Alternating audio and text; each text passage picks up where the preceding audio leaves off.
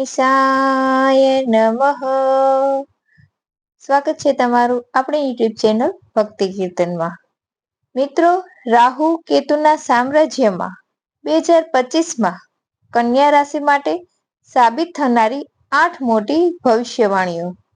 હા મિત્રો, 23 મેના રોજ રાહુ કેતુનું મોટું પરિવર્તન થવાનું છે, જે કન્યા રાશિ માટે ઐતિહાસિક મહત્વ ધરાવે છે. શું તમે ક્યારે વિચાર્યું છે કે આવા કેટલાક ગ્રહો પણ છે જે આપણા જીવનમાં અચાનક કોઈ પણ ખબર વિના તુફાન લાવી શકે છે? ક્યારેક આપણા ભાગ્યના દરવાજા ખોલી નાખે છે અને ક્યારેક બંધ કરી દે છે. આજે આપણે વાત કરવા જઈ રહ્યા છીએ એવા ખાસ અને રહસ્યમય ગ્રહો વિશે. રાહુ અને કેતુ. મિત્રો, આ માત્ર છાયાગ્રહ નથી, પરંતુ આપણા જીવનમાં ચાલાકી, કૂટનીતિ અને રણનીતિના પ્રતિનિધિત્વ છે. એ એવા ગ્રહો છે જે અચાનક આપણું નસીબ બદલી શકે છે, આપણું વિચારવાનું દ્રષ્ટિકોણ બદલી શકે છે અને આપણા જીવનના અનેક પાસાને નવો રસ્તો આપી શકે છે. રાહુ કેતુની આ ગ્રહ યાત્રાને તમે સામાન્ય પરિવર્તન સમજતા નહીં. 18 વર્ષ પછી તમારું જીવન ફરી એકવાર મોટો વળાંક લેવા જઈ રહ્યું છે. તમને જણાવી દઈએ કે 23 વર્ષ પછી રાહુ તમારા 6થા સ્થાનમાં પ્રવેશ કરશે અને 18 વર્ષ પછી કેતુ તમારા 12મા સ્થાનમાં પ્રવેશ કરશે. શું આ પરિવર્તન તમારા માટે સંઘર્ષ લાવશે કે સફળતા? શું રાહુના આ નવા સ્થાન બદલવાથી તમારા શત્રુ પણ મિત્ર બની જશે? જો તમે પણ કન્યા રાશિના છો અથવા તમારી કુંડળીને સારી રીતે સમજવા માંગતા હો તો આ વિડીયો તમારા માટે છે. તો ચાલો મિત્રો, વિલંબ કર્યા વિના જણાવીએ કન્યા રાશિ માટે આવનારા સમયની 8 મોટી ભવિષ્યવાણીઓ, જે ચોક્કસ સાચી સાબિત થશે. પણ વિડીયોમાં આગળ વધતા પહેલા કોમેન્ટ બોક્સમાં સાચા દિલથી જય બજરંગબલી, જય હનુમાન લખજો. વિડીયોને લાઈક અને શેર કરજો અને જો તમે ચેનલ પર નવા હો તો ચેનલ પર સબસ્ક્રાઇબ કરજો. તો ચાલો જાણીએ પહેલી મોટી ભવિષ્યવાણી. હમણાં કન્યા રાશિના જાતકો માટે તમારા લગ્ન સ્થાને એટલે કે પ્રથમ સ્થાનમાં કેતુ વિરાજમાન છે અને સીધા તમારા સાથે 7મા સ્થાનમાં રાહુનો ડેરો છે. છેલ્લા 1 વર્ષથી વધુ સમય થઈ ગયો છે.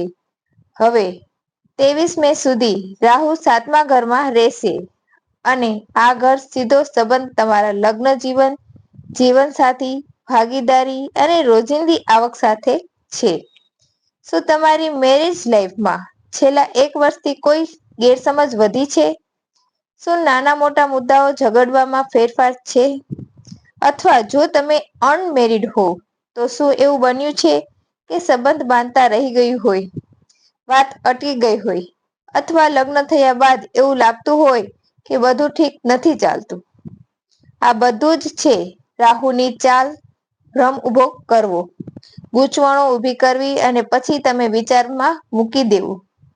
તમે જ કહો, શું તમારા લગ્ન જીવનમાં છેલ્લા 1 વર્ષથી કોઈ ગેરસમજ વધી રહી છે? તો આ હતી પહેલી ભવિષ્યવાણી. બીજી ભવિષ્યવાણી. હવે વાત કરીએ કેતુની, જે હમણાં તમારા લગ્નમાં એટલે કે પ્રથમ ઘરમાં બેસેલા છે. કેતુ અહીં તમને ખૂબ પ્રેક્ટિકલ બનાવે છે, ખૂબ ઊંડાણથી વિચારવાની શક્તિ આપે છે. તમારી આધ્યાત્મિક શક્તિઓ વધારવામાં મદદરૂપ થાય છે. વૃદ્ધિમાં મદદ કરે છે. પણ જ્યારે કેતુનો ચંદ્ર સાથે સંપર્ક થાય છે ત્યારે એ મનને ભટકાવી નાખે છે, વધારે વિચારવા કરી દે છે, નાની નાની વાતો દિલમાં ઉતારી જાય છે. તમે જ વિચારો, શું તમે તાજેતરમાં તમે વધુ ભાવુક થઈ ગયા છો? શું થોડાક વાત પણ તમને અડકડાવી દે છે? શું મનમાં વારંવાર શંકા અને સુરક્ષાની લાગણી આવી રહી છે? તો જાણી લો, આ છે કેતુનો અસર તમારા મન અને તમારા જીવન પર. અને આ અસર માત્ર મન પર નહીં, પણ તમારા પ્રેમ સંબંધો અને માનસિક શાંતિ પર પણ છે. પણ એક મોટી વાત એ છે કે કન્યા રાશિ એવી ખાસ રાશિઓમાં આવે છે જેના માટે આ રાહુ કેતુનું ટ્રાન્ઝેક્શન બહુ મોટો વળાંક સાબિત થઈ શકે છે. હવે જોઈએ ત્રીજી મોટી ભવિષ્યવાણી.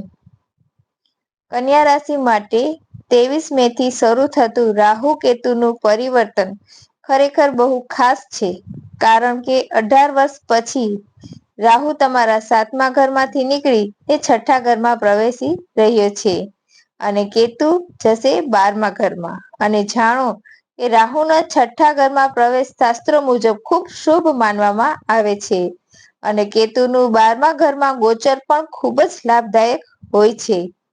હવે સમજાવો આ પરિવર્તન તમારા માટે શું લાવશે? રાહુ જ્યારે 6ઠ્ઠા ઘરમાં આવે છે ત્યારે 3 મોટા દુશ્મનો પર વિજય અપાવે છે: ઋણ, રોગ અને શત્રુ.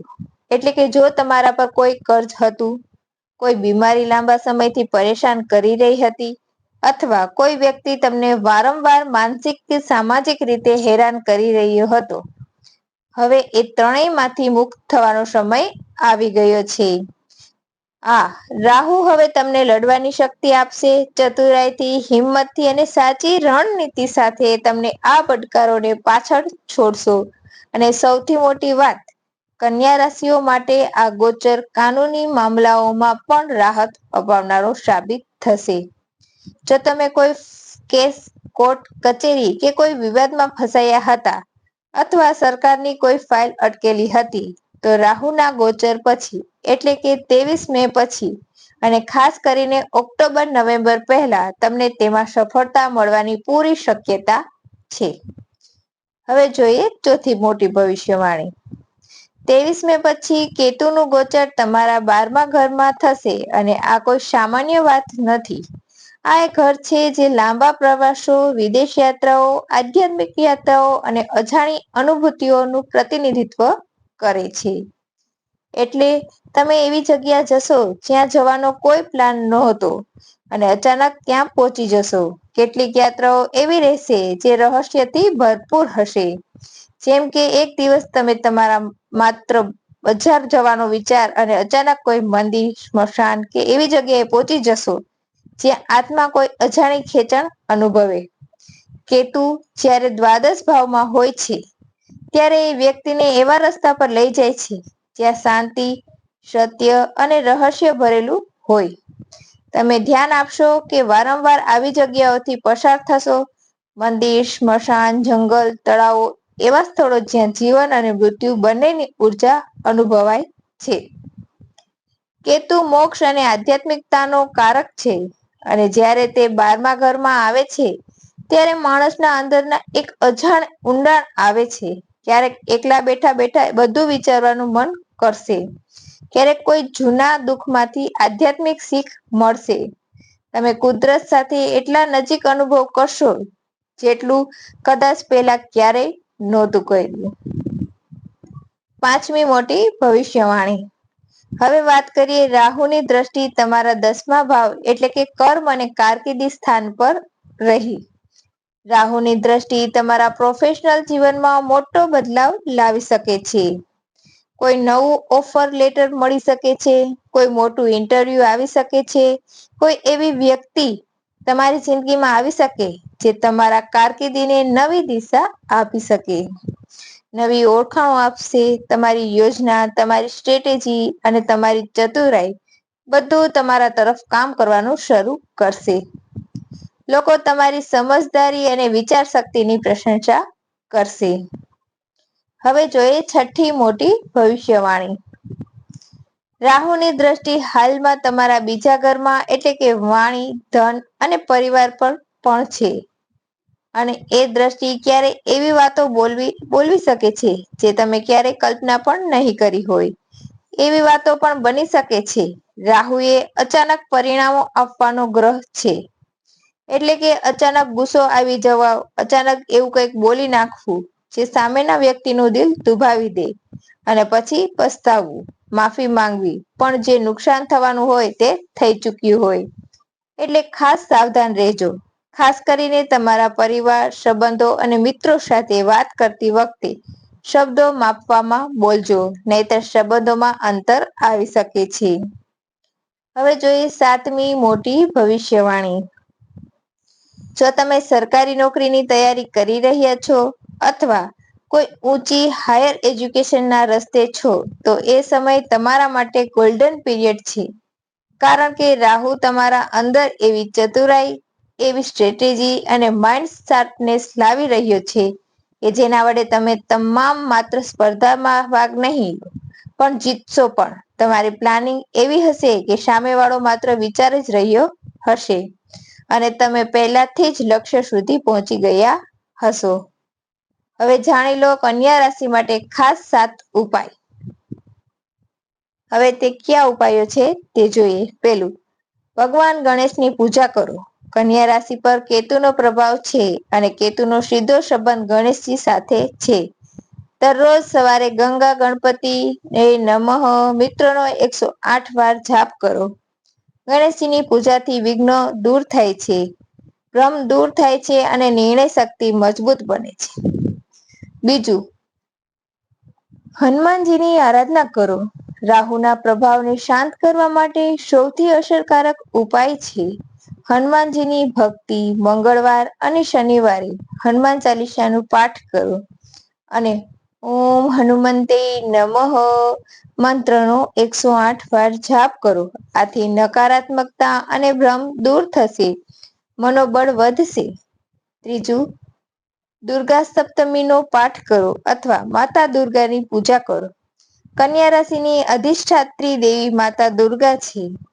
નવરાત્રીમાં દુર્ગા સપ્તમીનું પાઠ કરો અથવા દર શુક્રવારે દુર્ગાએ નમઃ મંત્રનો જાપ કરો. આ ઉપાય તમારું રક્ષણ કવચ બની રહેશે. નંબર 4, કેતુ માટે ચંદ્ર દોષ શાંતિનો ઉપાય કરો. જો મન ભટકે છે, વધારે ભાવુકતા થાય છે તો સફેદ કપડાં પહેરીને સોમવારે શિવલિંગ પર કાચું દૂધ અને ચોખા અર્પણ કરો. આ ઉપાય કેતુ અને ચંદ્રમાના સંયુક્ત પ્રભાવને ઓછો કરશે. નંબર 5, રાહુ માટે કાળા તલ અને નારિયેળનું દાન કરો. શનિવારે કોઈ જબરદસ્ત મંદને કાળા તલ, કાળું કપડું, નારિયેળ અને સરસવનું તેલ દાન કરો. આ ઉપાય રાહુના દુષ્પ્રભાવને શાંત કરશે અને રોજિંદી મુશ્કેલીઓમાં રાહત અપાવશે. છઠ્ઠું, સફાઈ અને સેવા પર ધ્યાન આપો. કન્યા રાશિ સેવા, સ્વચ્છતા અને અનુશાસન સાથે સંકળાયેલી છે. દરરોજ થોડીવાર કોઈ જરૂરિયાતમંદની મદદ કરો. વૃદ્ધાશ્રમ, હોસ્પિટલ અથવા મંદિરમાં સેવા આપો.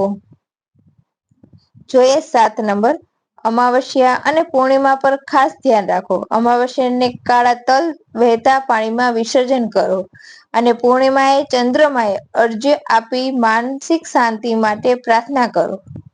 હવે વિડીયો સમાપ્ત થાય પહેલા એક વાત હંમેશા દિલમાં બેસાડી લેજો. રાહુ અને કેતુની ચાલ ભલે અદ્રશ્ય હોય પણ તેમનો પ્રભાવ તમારી કર્મભૂમિ, મન અને ભાગ્ય પર પડતું જ હોય છે. આ વખતે રાહુ કેતુની ગોચર તમને એક એવો વળાંક આપશે જ્યાંથી તમારું જીવન બદલી નાખશે. જે ઉલઝાણો હતી તે સાફ થશે, જે અટક્યા હતા તે આગળ વધશે અને જે બિખર્યા હતા એ ચમકી જશે. તો કન્યા રાશિના સાધકો, જો તમને આ વિડીયો પસંદ આવ્યો હોય તો વિડીયોને લાઈક કરી અને ચેનલને સબસ્ક્રાઇબ કરવાનું ભૂલશો નહીં અને કમેન્ટ બોક્સમાં જય બજરંગબલી અવશ્ય લખી દેજો. ફરી મળીશું એક નવા વિડીયોમાં. આભાર.